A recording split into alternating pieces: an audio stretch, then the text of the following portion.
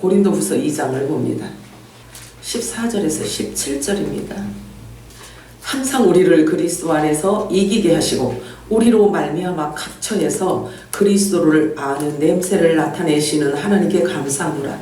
우리는 구원받는 자들에게나 망하는 자들에게나 하나님 앞에서 그리스도의 향기니 이 사람에게는 사망으로부터 사망에 이르는 냄새요 저 사람에게는 생명으로부터 생명에 이르는 냄새라. 누가 이 일을 감당하리요? 우리는 수많은 사람들처럼 하나님의 말씀을 혼잡하게 하지 아니하고 곧 순전함으로 하나님께 받는 것 같이 하나님 앞에서 그리스도 안에서 말하노라. 아멘. 아멘. 말씀 자체가 성령님의 음성입니다. 마라나타 우리 세 번 외칠까요? 마라나타, 마라나타, 마라나타. 아멘. 오늘 읽은 본문 말씀을 가지고 그리스도의 향기라는 제목으로 우리 함께 은혜를 나눠보도록 하겠습니다. 성령께서 교회들에 하시는 음성이 여러분들에게 들려지기를 축복합니다. 오늘 본문은 저와 여러분을 일컬어서 그리스도의 향기라고 명칭하고 있습니다.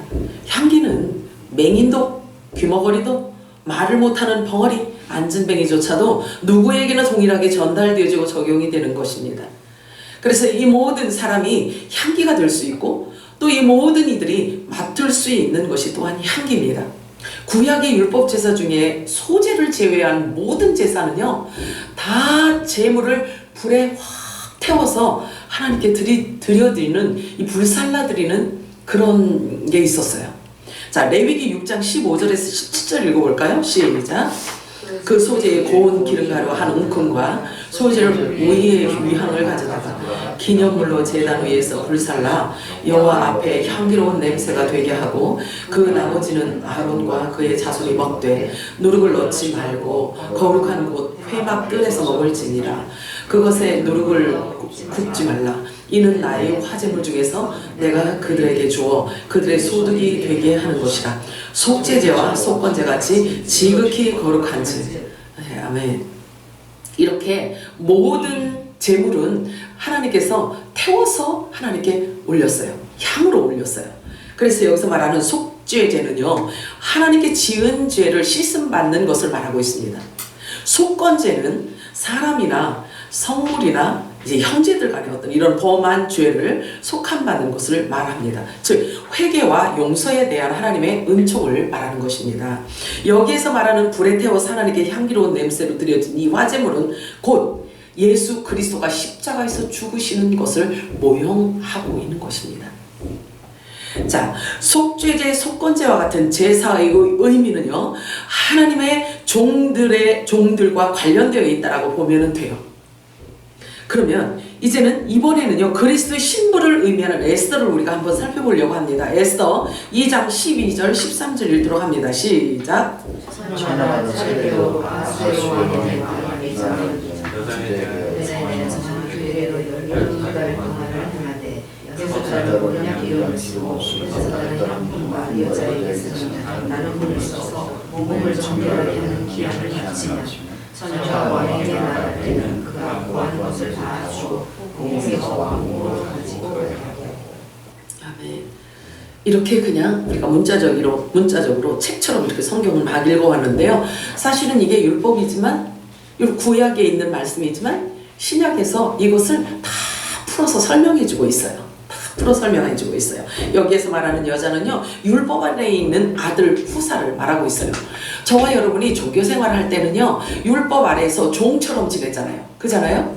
후견인이 필요했고 종처럼 우리가 그렇게 살아왔어요. 그런데 성령께서 우리 안에 오셔서 성령이 도장을 찍어주며 너희는 이제 종이 아니야, 후사야, 아들이야 라고 이렇게 우리들에게 인쳐주셨기 때문에 우리의 눈이 뜨여진 거고 우리의 정체성이 드러난 거예요. 자, 여기 보면은요 후궁에서 왕궁으로 가기 전에 무엇을 어떻게 했는지 살펴보고 우리에게 지금 무엇이 해당되는 것인지 우리는 무엇을 해야 하는지 어떤 때인지를 알아보도록 할 것입니다. 자, 첫째로 바알에게 무릎 꿇지 않은 자여야 되는 거예요. 바알에게 무릎 꿇지 않은 자. 그러면 바알이 뭐라 그랬어요? 바알은 누군가와 예수님 외에 뭔가와 결혼한 것을 말해요. 신랑이라고 말해요. 이 바알은요. 그래서 바알에게 무릎 꿇지 않은 자를 말하고 있습니다. 첫째, 처녀여야 되잖아요. 자, 그래서 바울이 말하는 로마서 7장에서 설명하고 있는데요. 남편이 죽으면 그 법에서 첫 남편에게 매여 있던 이 법에서 자유롭게 노연한다라고 말하고 있잖아요. 그러면 이건 뭘 의미하냐면 율법을 말하는 거예요.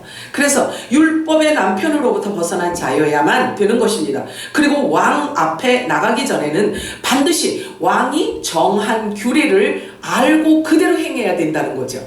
알아야 되는 거예요. 왕후가 되려면 왕이 제정해 놓은 그 법을 알아야 되는 거예요. 그러므로 왕이 제정한 규례를 모르면 왕후가 될 수 없어요. 둘째로 왕이 제정한 규례는요 다음과 같습니다. 6달은 몰약의 기름을 썼고 또 6달은 향품과 또 여자에게 쓰는 다른 물품을 써서 몸을 정결하게 해야 한다라고 말하고 있는 거예요. 다른 물품, 몰약, 요것이 있어야 돼요. 요것으로 목욕을 깨끗이 하고 다른 물품은 향수를 말해요. 자, 셋째, 그 기한이 마칠 때 비로소 후궁에서 왕궁으로 나가게 되는데요. 그때는 왕후가 될 자에게 그가 구하는 모든 것을 다 준다는 거예요. 이 왕후가 기한이 차서 왕궁으로 들어가기 전에는요, 이 왕후가 원하는 것, 왕후가 필요한 모든 것을 다 준다는 거예요. 이 왕궁으로 들어가기 전에는요. 그러면 준비가 다 된 상태잖아요. 그죠? 몰약으로 6개월 동안 씻고 또 다른 물품으로 씻어서 준비가 되어져서 이제 왕궁으로 들어가기 전에는 왕후가 갖고자 하는 모든 것을 다 준다는 거예요. 이거 지금 저와 여러분에게 말씀하시는 거예요. 뭐냐면요, 이사야서 60장하고 61장 말씀이 그 말씀인 거예요. 자, 그래서 여기 말하자면 이 말씀을 읽으면은, 자, 마태복음 25장을 연상하게 하고 있어요. 기름등불 준비된 자를 가리키고 있는 것입니다. 몰약은 쓴 나무를 의미하고 있습니다. 몰약은 쓴 나무를 의미하고 있습니다. 누룩이 섞이지 않은 빵을 말하고 있어요. 그래서 영원한 양식, 영의 양식을 먹어야만 하는 것입니다. 자, 저와 여러분이 유교절과 무교절을 지나서 초실절로 나온 상태라고 한다면요, 계속해서 이 쓴나무를 먹는 거예요. 말하자면 무교병을 먹어야 되는 거예요. 그러니까 오직 예수 그리스도의 살과 피만 마셔야 되고 예수 그리스도의 살만 먹어야 되는 거예요. 뭐가 섞인 거 먹으면 안 되는 거예요. 그것을 말하고 있는 것입니다. 그래서 종교용어로는 절대 안 된다는 것을 제가 자꾸 말씀을 드리는 거예요. 그래서 여기 다른 물품이란 몸을 정결하게 씻은 뒤에 뭘로 씻었어요? 몰약으로 정결하고 깨끗하게 씻은 뒤에 바르는 향수를 지금 말하고 있는 거예요. 이 다른 물품이라는 것은. 그러면 그리스도의 옷을 의미하고 있는 것입니다. 그래서 그리스도의 옷으로 갈아입고 그리스도로 할례를 받고 그래서 육이 벗겨진 것을 의미하는 것입니다. 오늘 본문으로 적용을 하면은요, 예수 그리스도의 향기로 옷을 갈아입은 상태를 말하고 있는 것입니다. 계시록 말씀을 빌려 말씀을 드리면 피 뿌린 옷을 입은 자를 말하고 있는 것입니다. 다 같은 이야기예요.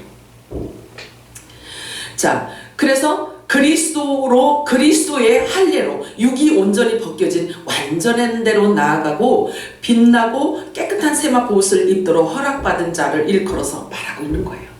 에스더는.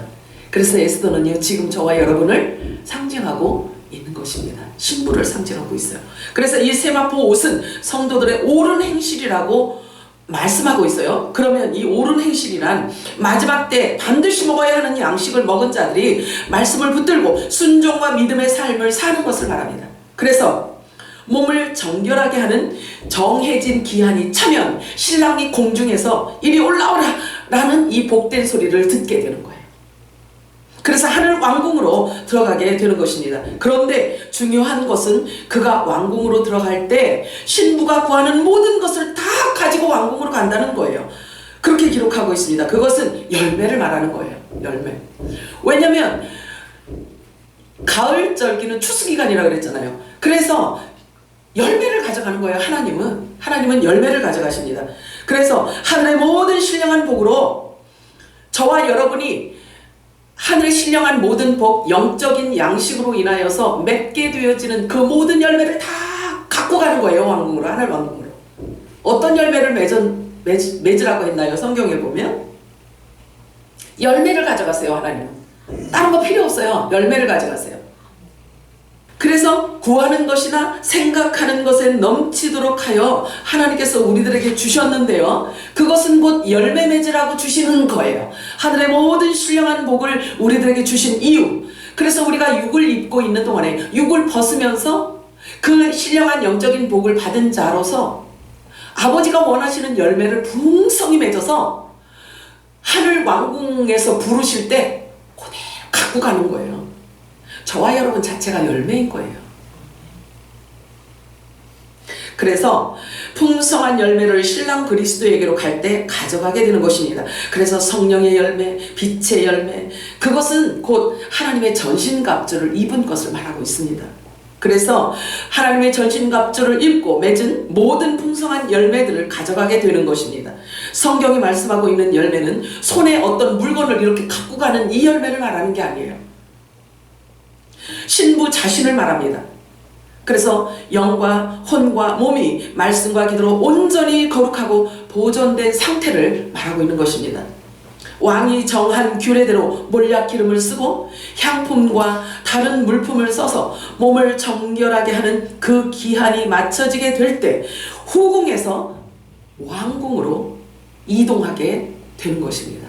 후궁에서 왕궁으로, 그것도 하늘 왕궁으로 옮겨지게 되는 것입니다. 그래서 미리미리 준비된 자는 그 영이 기뻐하는 것을 아무에게도 빼앗길 수가 없는 것입니다. 저와 여러분은 하늘 왕궁으로 이동하는 그날을 지금 소망하고 있는 것입니다. 동의하시나요? 그래서 크게 우리 보고 즐거워하고 크게 기뻐하며 그에게 영광을 돌리는 삶을 지금 부지런히 살아내셔야 되는 거예요. 매일의 삶이 기대와 소망에 찬 삶이 되기를 하나님께서는 원하십니다. 우리의 영적인 신랑 되시는 주님께서 우리들에게 그것을 원하십니다. 그래서 큰 기쁨 가지고 하나님께 영광 돌리는 그 삶, 우리의 말도 그렇게 해야 되고 행동도 그렇게 해야 되는 것입니다. 그래서 성령이 말하게 하심을 따라 말을 해야 되는 거예요. 그래서 야고보서 2장에 보면은요, 너희는 자유의 율법대로, 우리가 진리로 인해서 자유를 얻은 자들이란 말이에요. 그런데 심판을 받을 자처럼 말도 하고 행하여라, 이렇게 말하고 있어요. 모든 삶에 주의를 기울이라는 말인 것입니다. 그래서 새 언약의 복음의 진리로 자유함에 이른 자가 되었지만 주님 앞에 설 때까지는 항상 겸손하라는 거예요. 그리고 온유함으로 지내라는 말씀인 것입니다. 그래서 남을 나보다 낮게 여기며 내가 하는 모든 것들이 주님 앞에 낱낱이 기록되어지고 있다는 사실을 잊지 말아야 되는 것입니다. 그래서 말할 때에도 성령이 말하게 하심을 따라 말해야 하고, 살려주는 영이 내 입을 통해서 쏟아져 나가야만 되기 때문에 배에서 생수의 강이 넘쳐 흘러야 되는 것입니다. 그렇지 않고는 불가능해요. 그렇지 않고는 인간의 힘과 인간의 노력 갖고는 안 됩니다. 그래서 성령으로 충만하게 채워진 상태여야 성령이 말을 하게 하신 따라 우리가 말할 수가 있는 거예요. 배에서 생수의 강이 넘쳐나도록 성령 기름으로 충만해지지, 성령의 기름 부으심을 받게 되기를 주님의 이름으로 축복합니다. 그리고 성경이 저와 여러분이 즐거워하고 크게 기뻐해야 할 분명한 이유를 다음과 같이 설명하고 있어요. 우리가 크게 기뻐하고 즐거워해야 할 이유를 이렇게 분명하게 말씀해주고 있어요. 계시록 19장 7절에서 9절 읽겠습니다. 시작. 우리가 즐거워하고 크게 기뻐하며 그에게 영광을 돌리세. 어린 양의 혼인을 기다리고 그의 아내가 자신을 준비하시고 그에게 빛나고 깨끗한 생명 옷을 입도록 허락하셨으니 이 생명 옷은 성도들의 옳은 행실을 말하노라. 천사에게 말하기를 기록하라. 어린 양의 혼인잔치에 성함을 받은 자들은 복이 있도다 하고, 또 내게 말하되 이것은 하늘의 참되신 말씀이라 하고. 참되신 말씀이 이루어지나요? 안 이루어지나요? 네. 자꾸 이렇게 확증시켜 주시는 거예요. 자, 기록된 성경 말씀을 믿음으로 받지 못하면 결코 혼인잔치에 참여할 수가 없습니다. 세마포 옷을 입도록 허락받은 신부가 갖추어야 할 모든 기준은 말씀으로 시작해서 결국 말씀으로 마치게 되어 있는 것입니다. 그러므로 하나님 나라 완성도 역시 말씀으로 완성을 이루게 된다는 사실을 기억하시기 바랍니다.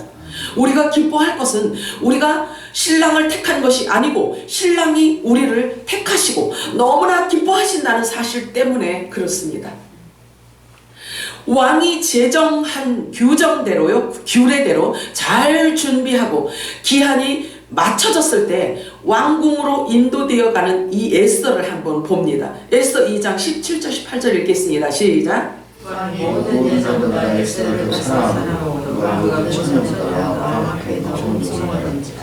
왕이 그의 머리에 관을 씌우고 왕비를 지으시며 왕으로 삼게 왕이 크게 잔치를 베푸니 이는 에스더를 위한 잔치라. 모든 지방과 신하를 위하여 잔치를 베푸고 또 각 지방의 세금을 면제하고 왕의 이름으로 큰 상을 줍니다. 아멘. 아멘이에요. 아멘이에요. 뿐만 아니라 저와 여러분 자체를 향품보다 더 향기로운 존재라고 신랑이 표현해주고 있어요. 가장 우리를 사랑할 뿐만 아니라 우리를 모든 향품보다 저와 여러분을 더 향기나는 자라고 향기로운 존재라고 표현해주고 있어요. 혹시 여러분들은 이 땅에 살면서 다음과 같은 고백을 들어보신 적이 있는가 한번 생각해 보세요. 이보다 더 달콤한 표현이 없어요. 자, 정말 읽어도 주님의 이 고백이, 주님이 우리들에게 신부들에게 하시는 이 고백이요, 이거야말로 환타지가 아니고 무엇이겠습니까? 봅니다. 확인해 봅니다. 자, 아가서 4장 10절 이하를 보도록 하겠습니다. 시작. 내 너희 내 신부야 내 사랑이 어찌 그리하였는지 내 사랑은 포도주보다 진하고 내 기름의 향기는 향보다 향기로구나. 내 신부야 내 입술에서는 꿀방울이 떨어지고 내 혀 밑에는 꿀과 젖이 있고 내 의복의 향기는 레바논의 향기 같구나. 나의 사랑하는 자가 내게 말하여 이르기를 나의 사랑 내 어린 자야 일어나서 함께 젖자. 겨울도 지나고 비도 젖었고 무화과 나무에는 푸른 열매가 있고 포도나무는 꽃을 피우며 함께를 구하는구나. 나의 사랑 나의 어린 자야 일어나서 함께 젖자. 이거보다 더 엄청난 고백이 어디 있겠어요? 공간 이동하는 것도 초월적인 일이 되겠지만요, 창조주 하나님께서 저와 여러분을 신부로 간택했다는 이 사실, 그리고 이렇게 사랑의 고백을 하신다는 사실, 우리에게 사랑의 고백을 이렇게 하시는데 우리가 이 세상의 그 무엇에 견줄 수가 있겠는가 하는 것입니다. 더 놀라운 표현 또 있어요. 확인해 봅니다. 아가서 4장 14절 읽겠습니다. 시작.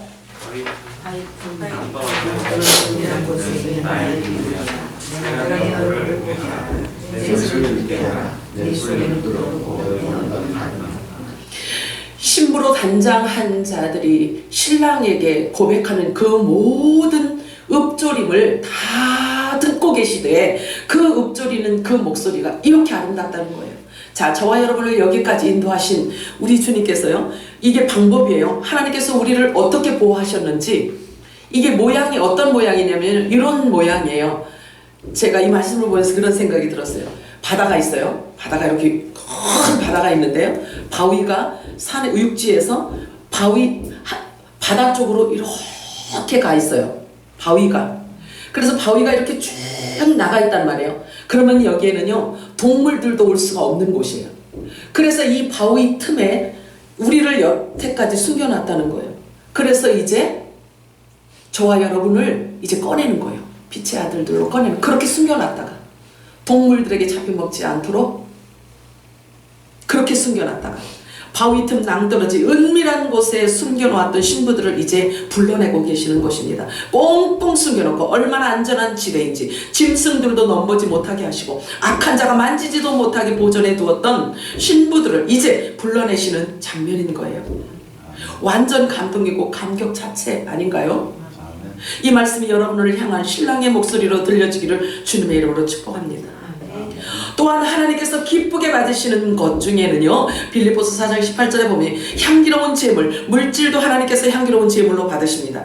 그리고 성도들의 기도를 또한 향기로 표현하기도 해요. 성경 말씀에. 자, 계시록 5장 8절 읽겠습니다. 시작. 내 생물과 24 장로들이 그 어린 양 앞에 엎드려 각각 검과 향 가득한 금대접을 가졌으니 이 향은 성도의 기도들이라. 아멘. 향으로 받으시는 거예요. 신부들의 기도를 향으로 받고 계세요. 계시록 8장 3절 4절 읽겠습니다. 시작. 또 다른 천사가 제가 곁에 서서 금향을 가지고 많은 향을 쓰니 이는 모든 성도의 기도와 가까이 보자 금제자의 그장자라. 향연이 성도의 기도와 함께 천사의 손으로부터 하나님 앞으로 올라가는. 아멘. 저와 여러분이 신부들이 지금 기도를 하고 있잖아요. 그의 나라와 의를 구하는 기도를 하고 있잖아요. 그러면 여러분들의 기도가 땅에 하나도 떨어지지 않도록 하나님의 명령을 받아서 온 여러분을 보호하는 천사들이 여러분이 한 모든 기도를 이렇게 한번 상상을 해보세요. 이렇게 아버지께로 가져간다는 거예요. 하나도 땅에 떨어뜨리지 않고. 상상이 가나요? 그렇게 얼마나 위대한 존재인 줄 아세요? 자존감을 낮추지 마세요. 저와 여러분의 기도를 천사가 두 손으로 받들어서 하나님 앞으로 지금 계속 올라가는 이 모습을 지금 이렇게 표현하고 있는 것입니다. 본문으로 다시 돌아갑니다. 고린도후서 2장 14절 15절 읽도록 합니다. 시작. 항상 우리를 그리스도 안에서 이기게 하시고 우리로 말미암아 각처에서 그리스도를 아는 냄새를 나타내시는 하나님께 감사하노라. 우리는 구원받는 자들에게나 망하는 자들에게나 하나님 앞에서 그리스도의 향기니. 아멘. 반드시 기억하셔야 돼요. 반드시 기억하시기 바랍니다. 그래서 이 바울은요, 요 쓸 때 어떻게 했냐면 핍박자 또는 거짓의 미혹으로부터 항상 그리스도 안에서 말씀으로 이기게 하는 그 이김을 향기라고 하고 있어요. 흔적이 남아 있어요. 이 악한 자들이 이렇게 막 피팍하는 그 피팍이 바울은 자기 몸에 흔적이 남아 있어요. 근데 이 흔적 남은 것을 일컬어 향기라고 하는 거예요. 고린도후서 2장 4절 읽어볼까요? 시작. 내가 마음에 큰 눌림과 걱정이 있어 많은 눈물로 너희에게 써노니 이는 너희로 근심하게 하려 하는 것이 아니요 오직 내가 너희를 향하여 넘치는 사랑이 있음을 너희로 알게 하려 함이라. 서신서를 보면은요, 부활의 복음을 전하다가 너무 많은 고생을 해요. 바울이 보면요. 그런데 이것이 곧 십자가의 도이며 십자가의 예수 그리스도를 전하는 것은 이 새 언약의 말씀이 곧 부활이거든요. 구원 이꼬르 복음 부활이라고 제가 말씀드렸잖아요. 그러니까 부활이 되어져야, 우리가 부활의 몸을 입어야 구원받는 거란 말이에요. 그렇기 때문에 부활을 부활을 빼면 구원이 성사가 안 되는 거예요. 그래서 끊임없이 부활을 전한 거예요, 바울은. 근데 부활을 전하다 결국은 순교를 했지만 계속해서 전하다가 몸에 흔적을 남겨요. 얼마나 핍박이 강한지. 부활을 그렇게 싫어해요. 지금 싫어하는 건 뭐냐면 휴거를 싫어해요, 사람들이. 휴거 이야기를 싫어하는 거예요. 아주 지금은 쫓아다니면서 괴롭히고 몸에 흔적 남겨서 막 피투성이 만드는 게 아니라 지금은요 2단, 99단으로 아예 넘겨버리는 거예요. 그러면 편하니까. 막 쫓아다니면서 흔적 남기면 세상법이 놔두질 않잖아요. 그러니까 그 법망도 피해가요. 99단으로 그냥 넘겨놔요. 상종을 안 해요. 사람 취급을 안 해요. 바울이 하는 말을 보면 이 말은요, 많은 사람들이 바울을 괴롭히고 핍박과 아픔을 주었다는 것을 우리가 말씀을 통해서 알 수가 있습니다. 그래서 그 전장, 우리가 지금 읽은 게 2장이잖아요. 그래서 그 전장을 봤어요.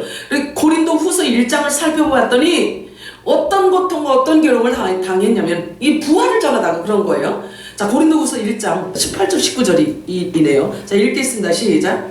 형제들아, 아시아에서 당한 너희가 모르게 원하지 아니하노니 너희도 심한 고생을 하여 사실만까지 보내고 우리는 우리 자신이 사형 선고를 받은 줄 알았으니 이는 우리 자기를 저지하지 말고 오직 죽은 자를 살리시는 하나님을 의지하게 하십니다.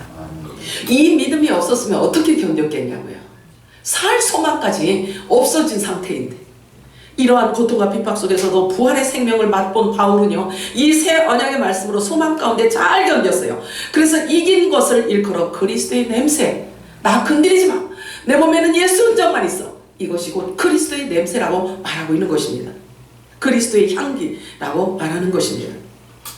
향나무는 도끼로 찍힘을 받을 때 깊은 향을 발산합니다. 예수님께서 말씀하시기를 세상에서는 너희가 환난을 당하나 담대하라 내가 세상을 이기었노라. 이김을 붙들고 우리는 지금 살아가고 있는 것입니다. 우리는 이 세상에서 아무것도 염려할 것이 없어요. 아멘인가요? 아멘.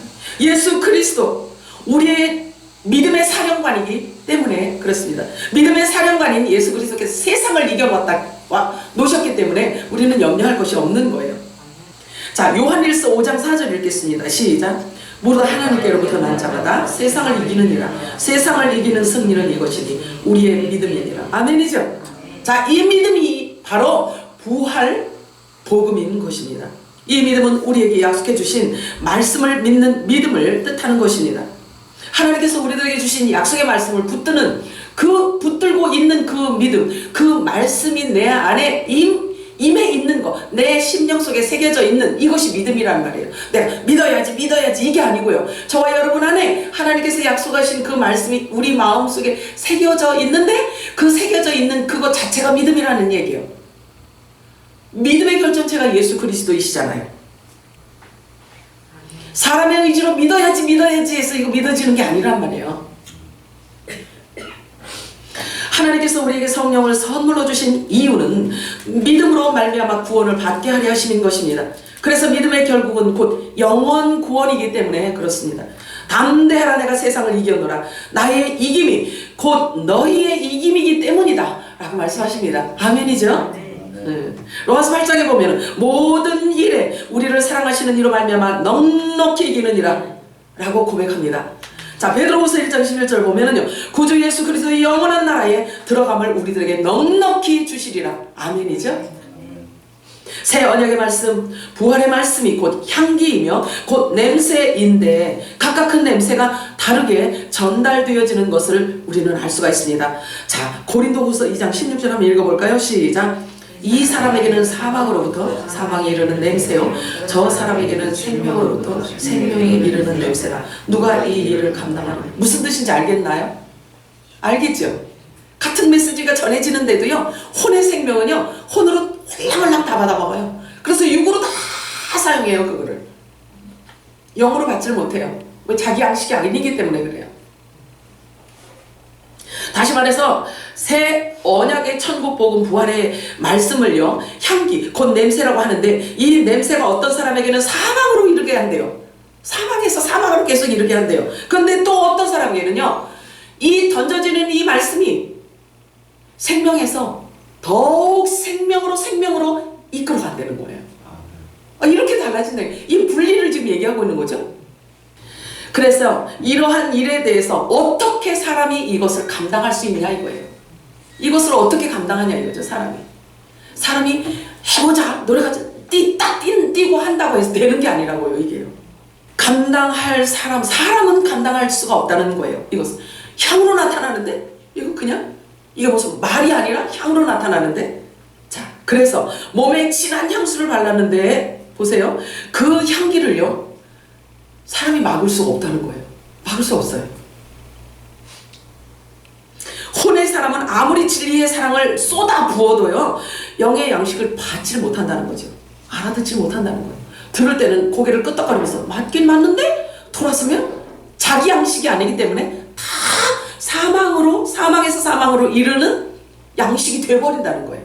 3년 반 동안 예수님을 그토록 붙어 다닌 이 가룟 유다 보세요. 그렇게 가고 있잖아요. 왜? 낮의 아들이 아니기 때문에, 빛의 아들이 아니기 때문에 그래요. 그래서 밤에 나가잖아요. 그가 나가고 나니까 밤이잖아요. 밤의 아들임을 증거하는 거예요. 그게 아무리 들어도 그런 거예요. 자, 그래요. 다른 표현으로 썩은 생선을 호주머니에 넣고 다닌다면 그 냄새를 누가 어떻게 맡겠어요? 어떻게 맡겠어요? 막을 수가 없어요. 그리스도 향기도 마찬가지예요. 믿어지는데 어떡할 거예요? 성경이 기록된 이 모든 것이 영적인 관점으로 보여지고 이것이 믿어지는데 누가 막을 거냐고요. 이걸 누가 막냐고요. 누가 방해를 하냐고요. 자, 그런데 본문에서요 말하는 하나님의 말씀을 혼잡하게 하는 자가 있는데요, 이 향기를 갖지 못한 자, 그리스도의 향기를 갖지 못한 자는 하나님의 말씀을 혼잡하게 만든다는 거예요. 생명에서 생명으로 이르도록 하는 게 아니라 하나님의 말씀을 혼잡하게 만든다는 거예요. 그것은 왜 그럴까요? 그것은 왜 그럴까요? 깨닫지 못하니까, 알지 못하니까, 자기의 생각을 가미해서, 사람이 고안해낸 생각을 가지고 거기에서 가미해서 준다는 거예요, 이게. 그것을 일컬어 성경은요, 하나님의 말씀을 왜곡시키고 혼잡하게 만든다는 거예요. 고린도후서 2장 17절 읽어볼까요? 시작. 우리는 수많은 사람들처럼 하나님의 말씀을 혼잡하게 하지 아니하고 곧 순전함으로 하나님께 받은 것 같이 하나님 앞에서와 그리스도 안에서 말하노라. 아멘. 순전함이에요. 이게 무교명인 거예요. 예수님이 주신 말씀 그대로를 영적인 말씀으로 받아들일 수 있는 이 순전함을 말하고 있는 거예요. 그런데 보세요. 수많은 사람이라고 많은 사람을 표현하고 있어요. 바울이. 하나님의 말씀을 혼잡하게 하는 사람이 많다는 것을 이 안에 함축하고 있는 표현인 거예요. 혼잡하게 한다는 뜻은 원문에 뭐라고 표현하고 있냐면요. 장사꾼이라고 표현하고 있어요. 장사꾼. 장사꾼이라는 이 단어에서 오는 이건데요. 무엇을 섞는다라는 단어를 사용하고 있어요. 품질을 떨어뜨린다는 표현입니다. 이게. 상징적으로는 뭐라고 표현하냐면요. 타락하게 만든다라고 표현하고 있어요. 상징적으로는, 영적인 표현으로는요. 타락하게 만든다는 거예요. 하나님의 말씀을 혼잡하게 만들어서 사람을 타락하게 만든다는 거예요. 그래서 타락하게 만들어서 하나님하고 멀어지게 만든다는 거죠. 더 쉬운 말로는 쭉정이를 얘기하는 거예요. 쭉정이. 자, 쭉정이는 어린 양의 생명책에 이름이 있어요, 없어요? 원래는 있어요. 원래는 있는데 생명책에서 지워진 자를 쭉정이라고 하는 거예요. 그래서 또 다른 말로 표현한다면요. 심판을 받을 자에게로 넘겨진 자예요. 사단에게 넘겨진 거예요. 곧 멸망받을 자들인 것입니다. 그들이 곧 하나님의 말씀을 혼잡하게 한다는 것입니다. 고린도후서 4장 3절 그리고 4절 6절 읽도록 하겠습니다. 시작. 만일 우리의 복음이 가려졌으면 망하는 자들에게 가려진 것이라. 그중에 이 세상의 신이 믿지 아니하는 자들의 마음을 흥미하게 하여 그리스도의 영광의 복음의 강제가 비치지 못하게 하리니 그리스도는 하나님의 형상이라. 어두운 데에 빛이 비치라 말씀하셨던 그 하나님께서 예수 그리스도의 우리에 있는 하나님의 영광을 하는 지금 마음에 주셨느니라. 빛이 있으라 어디 있나요? 빛이 있으라 하니 빛이 있었고 보시기에 좋았더라. 창세기 1장에 있죠. 결국은 그 말씀 자체도 예수 그리스도에 의해서 모세에게 전달되어지고 모세가 기록한 것입니다. 자, 하나님의 영광을 아는 빛이라는 뜻은요, 곧 부활의 영을 말하고 있는 것입니다. 구원은 부활이기 때문에 그렇습니다. 예수님이 이 땅에 오신 것은요, 빛이 있으라 하신 그분의 말씀대로 그 말씀이 성취되어진 것입니다. 예수님이 오심으로 말미암아 어둠이 드러났어요. 이 땅에. 그잖아요? 예수님은 빛이라고 말씀하셨잖아요. 그죠? 그러면 하늘의 빛, 참빛이 예수님 참빛이신 예수님께서 이 땅에 오셨기 때문에 무엇이 어둠인지를 드러낸 거예요. 분리시킨 거예요. 그죠? 그래서 어둠을 드러내기 위함인 것입니다. 그래서 빛이 오면 어둠이 물러가게 되듯이 참빛이신 예수님이 오심으로 이 땅의 어둠이 사라진 거예요. 그러면 우리가 궁금한 게 있어요. 어둠이 이렇게 존재해서 사람들을 괴롭히고 이렇게 어둠이 이렇게 왕성하고 이렇게 막 창성한데 어떻게 어둠이 없다는 이야기를 할 수 있는가, 이런 게 궁금할 수 있잖아요. 그잖아요? 내가 이거 지금 일부러 한 건데 이거 동조하면 안 되는 거예요. 왜 그러냐면 빛의 아들들은 어둠이 사라졌어요. 어둠이 사라졌기 때문에 빛의 아들들 때문에 예수님이 오셨잖아요. 빛의 아들들 때문에 예수님이 오셨기 때문에 빛의 아들들을 세워놓으면 나머지는 관심이 없는 거예요. 그럼 하나님 표현을 너무 이상하게 했나요? 그런가? 이게 종교형을 가진 자들이 이 말을 들으면요, 하나님을 그 교회는 사랑도 없어 이런 이야기 있을 수 있지만요, 보세요. 저와 우리 사람을 한번 생각해 보세요. 내 기업이 있어요. 내가 큰 기업을 갖고 있어요. 그런데 이것을 아무나 지나가는 나하고 아무런 상관없는 자에게 키를 주고 기업을 주고 기업 이어주려고 막 이렇게 명단 적고 이렇게 하나요? 아니잖아요. 하나님은요, 지금 하나님의 관점, 생각은, 관심은 어디에 있냐면, 어린 양의 생명책에 기록되어져 있는 자들의 이름에 있단 말이에요. 아멘. 요한복음 3장 18절 읽겠습니다. 시작. 저를 믿는 심판을 받지 아니하는 것이요 믿지 아니하는 자는 하나님의 없으니라 이름을 믿지 아니하고 벌써 심판을 받는 것이다. 이거 너무 쉽게 우리가 막 그냥 쉽게 예수 막 이러는데요. 예수 이름을 믿지 않는 것이 벌써 심판을 받은 거라고 했는데요. 그냥 예수 모르는 사람이었고 예수 안 믿는 사람이었어. 나 예수 알아. 예수 믿어. 나 예수 믿는다고. 이거인 것 같았으면 성경이 기록될 이유가 없어요. 사실은요. 그런데 하나님의 독생자 이름이라는 이 이름 안에 성경 66권이 다 들어가 있단 말이에요. 타락하게 만드는 자, 쭉정이, 가라지, 아들들과 종들. 자, 벌써 심판을 받았다고 말씀하고 있어요. 그러면 예수님께서 이 땅에 오셔서요, 십자가 지시고 부활의 첫 열매가 되어서 승천하셨잖아요. 그렇게 하시면서 어떤 일이 일어났냐면요, 우리가 잘 알아야 돼요. 어떤 일이 일어났냐면 어린 양의 생명책에 이름이 기록된 자들을 이미 다 구원한 거예요. 구원을 하신 거예요. 이미 구원을 해놓으신 거란 말이에요. 그럼 골로새서 에베소서에 보잖아요. 그러면 예수님과 같이 하나님 보좌 우편에 아들들이 가 있다고 하잖아요. 그래서 예수님이 오셔서 이루신 이 일은 이미 믿지 않을 자들이 누구인지를 예수님은 알고 계신 거예요. 생명책의 이름이 누가 기록되어져 있는지를 알고 계신 거예요. 그래서 이런 말씀을 이미 심판을 받았다. 심판받을 자가 누구인지를 예수님은 너무나 잘 알고 계셨고요. 예수님이 오셔서 십자가 지시고 부활하셔서 승천하시면 구원받을 자 생명의 주인들이, 생명책에 기록되어져 있는 주인공들이 누구인지를 알고 계셨기 때문에 이렇게 완성형으로 말씀하신 거예요. 예수님은 오셔서 다 이뤄놓으신 거란 말이에요.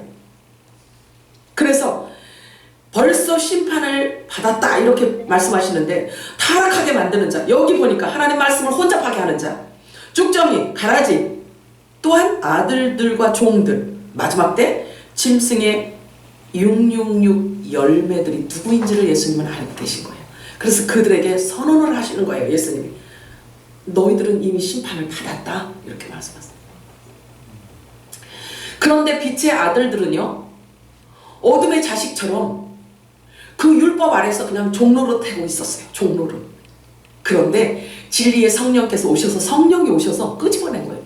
끄집어낸 거예요. 이미 심판을 받았다라고 하는 이들, 예수님은 이미 알고 있었어요. 그래서 독생자 이름을 믿지 아니함으로 벌써 심판을 받았다라고 말씀하시는데, 예수님께서 이 말씀하실 때는 십자가를 지기도 전인데 믿지 않음을 벌써 심판을 받을 대상이 정해졌다는 것을 지금 말씀하고 있는 것입니다. 계시니까 깨달으셔야 돼요. 그렇게 받으셔야 돼요. 자, 예수님이 오시기 전에는 율법이 죄를 드러내고 있을 뿐이었어요. 그래서 율법 아래에 있을 때는, 예수님이 오시기 전에는 빛이 없었어요. 빛이. 그래서 흑암에 앉은 백성들이라고 다 통틀어서 다 그렇게 표현하고 있는 거예요. 흑암 아래 앉은 백성들에게 큰 빛이 나타났다라고 이렇게 표현하고 있잖아요. 그 빛이 나타나서 뿌려놓은 그 빛은요, 사라져요, 안 사라져요? 안 사라져요, 안 사라져요. 빛의 아들들에게 계속 가야 되기 때문에. 자, 그래서 복음이신 예수님께서 오시는 순간 이 땅은 이미 심판이 끝났어요. 끝났어요. 복음의 빛이 임하는 순간 어둠은 사라지게 된 것입니다. 그래서 예수님이 오시기 전에는 달빛만 있었어요. 고린도전서에 보면은 달의 영광이 있고 해의 영광이 있고 별의 영광이 있고 이렇게 말씀하시잖아요. 그렇게 성경은 기록하고 있잖아요. 그런데 복음의 참빛이 예수님 오시기 전에는요, 율법 아래에 있던 달빛밖에 없어요. 달빛. 휘끄무리하게. 보이기는 보이는데 휘끄무리해요. 그래서 복음의 참빛인 예수님이 오시는 순간 복음의 그림자인 율법, 곧 달의 비침이 쓸데없어지게 된 것입니다. 아멘이에요? 응.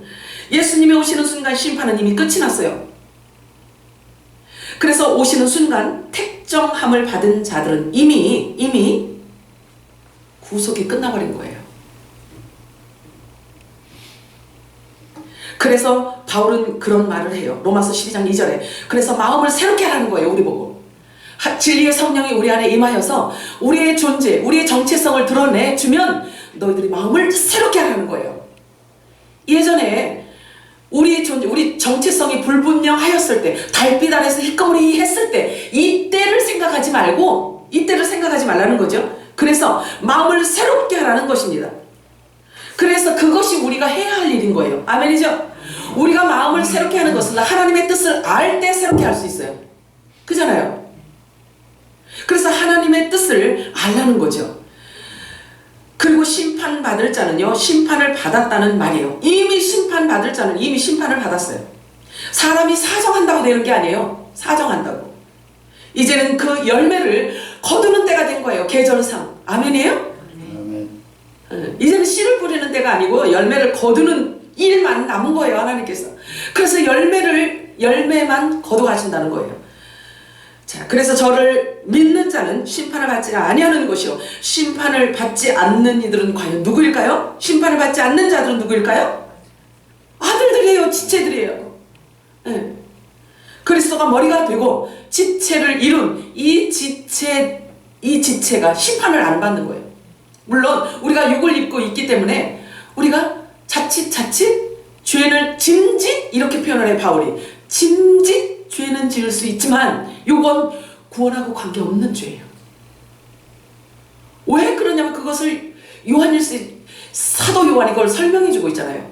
왜 죄를 지을 수 없냐면 그 안에 씨가 있기 때문에 그런 거예요. 그 안에 예수님이 있기 때문에 그런 거예요. 그렇게 표현하고 있는 거예요. 그래서 심판은 죄에 있는 곳에 심판이 임하게 되어 있잖아요. 그죠? 죄에는요, 어떤 이유에서이든지 상관없어요. 죄가 있는 곳에는 하나님의 심판이 임하게 되어 있는 거예요. 심판이. 자, 성경이 말하는 죄를 한번 봅니다. 요한복음 16장 9절 읽겠습니다. 시작. 이게 굉장히 아이러니하잖아요. 예수 안 믿는 사람이 어디 있어요 지금. 우리나라 1,200만 명이 예수를 믿잖아요. 뿐만 아니라 이렇게 전 세계적으로. 그죠? 그런데 문이 좁다잖아요. 구원의 문이. 왜? 이게 이율배반적이란 말이에요. 이율배반적이에요. 그죠? 그러니까 앞과 뒤가 잘 맞지 않는 거예요. 성경 말씀하고 잘 맞질 않아요. 자, 요한복음 15장 22절에 보면은요, 내가 와서 그들에게 말하지 아니하였더라면 죄가 없었으려니와 지금은 그 죄를 핑계할 수 없느니라. 뭔가 예수님께서요, 오셔서 율법 외에 예수님께서 오셔서 뭔가를 말씀하셨어요. 그런데 예수님이 그렇게 내가 이 말을 하지 않았다면 죄가 없었으려니와 내가 말을 하였기 때문에 이미 내가 진리를, 빛을 드러낸 상태이기 때문에 이것을 부인할 수가 없다. 이것을 너네들이 아무리 아니라고 해도 내가 내뱉어낸 이 말에 의해서 죄가 된다, 이 얘기인 거예요. 그러면 예수님이 오셔서 하신 말씀에 대해서 우리가 얼마나 주의해서 봐야 되냐는 말이에요. 주의해서 봐야 되고요. 그리고 성령께서 오셔서 이것을 계시해 주시지 않으면 알 길이 없는 거예요.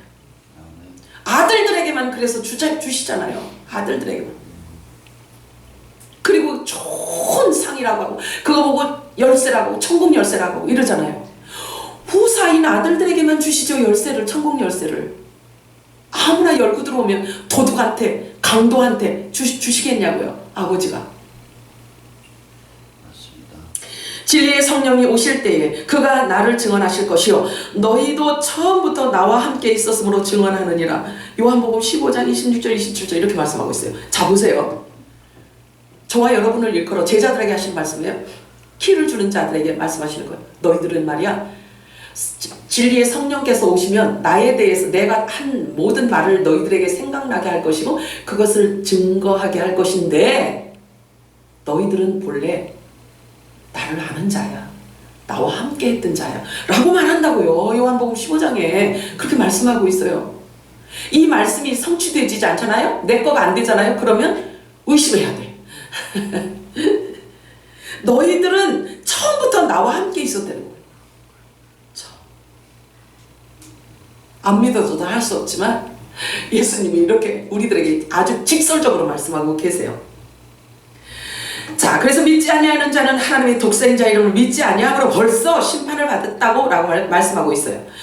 자, 그러면 말씀을 혼란시키는, 말씀을 혼잡하게 하는 장소로 가면은 안 돼요. 자, 그래서 심판을 받을 자가 누구인지가 이미 성령께서 오시면서 이제 분리가 되는 거죠.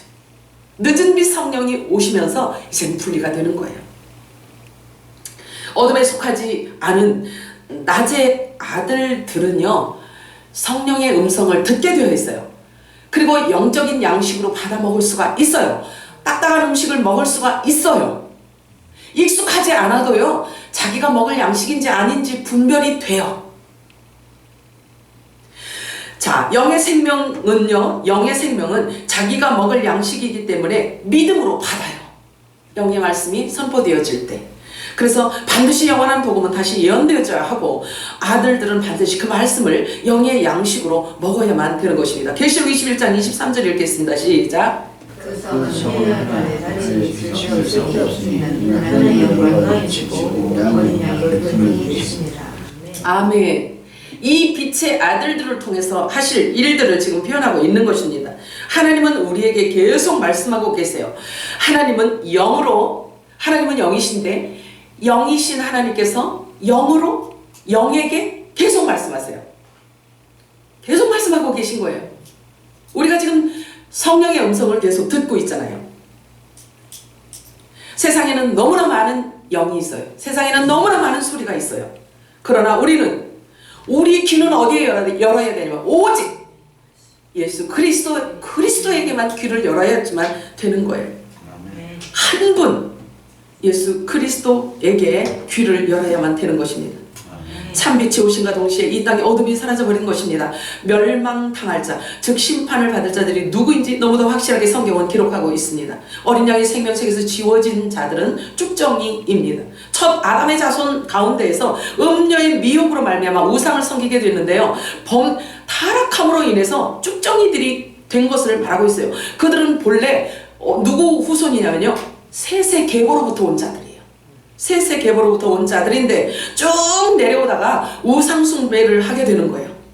타락하게 된 거예요. 말씀을 혼잡하게 한 자를 만났기 때문에 그 말에 의해서 타락하게 된 거예요. 그래서 우상을 섬기게 되고 자기도 모르는 사이에, 그래서 생명책의 이름이 지워지게 되는 거예요. 지금 이 중요한 시점에 그런 일보다 더 불행한 일은 없어요. 그래서 하나님은 제사장 나라의 조상 야곱의 남은 자손만 구해 주시겠다고 또 약속을 하셨어요. 우상 숭배를 그렇게 함에도 불구하고 야곱의 남은 자들은 구해 주시겠다라고 약속을 했어요. 그 약속이 확증이 어디 있냐면요, 계시록이 14만 4천을 말하고 있는 거예요. 그래서 심판을 받을 자의 부류에 들어간 그들은 이제 쭉정이, 이 쭉정이는요 하나도 살아남지 못합니다.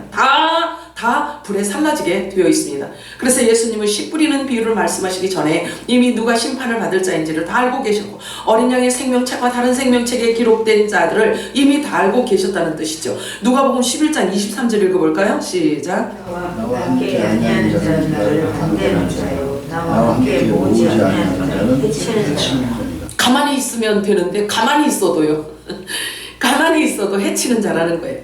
너희가 다 진리의 말씀, 곧 구원의 복음을 듣고 그 안에서 또한 약속의 성령으로 우리가 인침을 받았습니다. 그래서 다 한 성령으로 세례를 받아 한 몸이 되었고, 또 다 한 성령을 마시게 하셨느니라. 다 한 성령을 마신 저와 여러분이 뜻이 하나요, 생각이 하나요, 아버지의 뜻으로, 아버지의 생각으로 하나 되어야만 되는 것입니다. 그러므로 우리가 다 성령으로 말하게 하심을 따라 말해야 하며 성령으로 살며 성령으로 행해야 할 것입니다. 고린도후서 4장 16절에서 18절 읽겠습니다. 시작. 그러므로 우리가 낙심하지 아니하노니 우리의 속사람을 알라자 우리의 속사람을 알을 세우지. 아멘. 우리가 지나는 하나님의 것이 지극히 크고 영원한 영광을 주는 것을 얘기합니다. 아멘. 우리가 주목하는 것은 보이는 것이 아니요 보이지 않는 것이, 보이는 것은 잠깐 보이지 않는 것은. 아멘인가요? 아멘. 자, 향나무는요 자신을 찍은 도끼날에 향을 발라줘요. 그런 말이 있어요. 향을 발라줘요. 부활의 생명을 경험했던 바울이 사형 선고 받은 것처럼 살 소망을 잃었던 것을 견딜 수 있었던 것은 부활 생명을 자기가 경험했기 때문에 가능했어요. 지나친 요구인지는 모르겠지만 저와 여러분이 자신을 찍는 도끼에 향을 발라주는 그런 삶을 살 수만 있다면 좋겠습니다. 그것은 성령의 능력이 입혀져야지만 가능한 일입니다. 자, 하나님 앞에서 그리스도의 향기니 우리는 구원받는 자들에게나 망하는 자들에게나 하나님 앞에서 무엇 향기? 그리스도의 향기니라. 잊지 마시기 바라요. 그리스도의 향기니라. 사랑의 하나님 아버지, 은혜와 사랑을 감사드립니다.